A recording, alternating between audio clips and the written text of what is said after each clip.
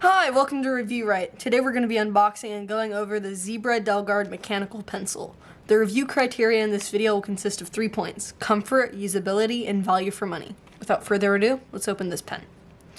Okay, so you can already tell that the tip has this little black strip over it, and on the back you can see it says that it is for an anti-lead breakage system, and it has a special grip.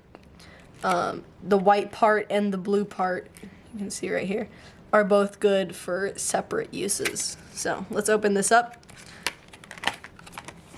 And it's pretty easy to open. Actually, it's a really thick pen. Oh, it's not a shaker. Okay, so it's not a shaking pen, which is kind of surprising for its thickness. It's a pretty smooth write though. So we have to go over this pen, and we'll be back soon. 1 week later. Okay, so after going over this pen for about a week, I've noticed some pretty particularly large cons, as well as some really useful pros. So first I'd like to point out, which we already have disassembled here, the anti-lead breakage system, which first you notice that the length of the lead is a lot shorter than other pens when it dispenses, and I guess it just helps the tensile strength of the pen. Next you have the tip that expands whenever it's when force is put on the lead, and it retracts when this force is taken away.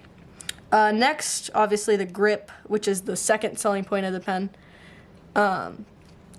It's pretty basic. It's not too soft or too hard, but I think it could use a bit more softness. The white part says it distributes force evenly for pain-free fingers, and the blue part you can hold firmly with little effort. The end also opens up into an eraser, which is pretty useful when you're making mistakes. And I mean, the eraser isn't too good quality, but it's stock, so it's actually switchable with electrical erasers. So if you have those lying around, like you're a stationary nerd, that would be pretty useful. It also has a tiny lead compartment for this pencil not to be a shaker, and I also have some other pens that are like half the size and hold more than this, because this one can only hold 10, about 10 pieces of lead at once. Overall, to summarize everything up, I'd say this pen does a pretty good job of what it advertises, but can't seem to nail any of the functions on the head. First of all, the lead breakage system has, if you have too much lead out, like say like that much, see, and then you put it at the wrong angle, like it's good when you do it upright, the lead won't break, or like this. Oh well, it just broke.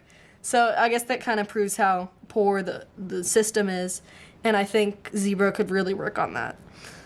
Comfort, I give it an 8 out of 10.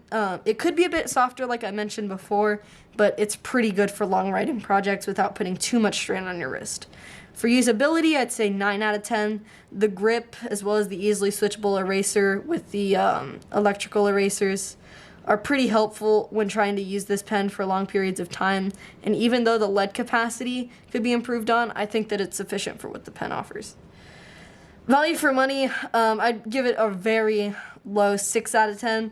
It's surprisingly large for it not to be a shaker, and I believe that's really a missed opportunity on the part of Zebra, and it should be expected from an $11 pen. I don't think I've gone over this yet, but it is an $11 pen, and it doesn't even come with shaking, and the lead compartment's pretty poor.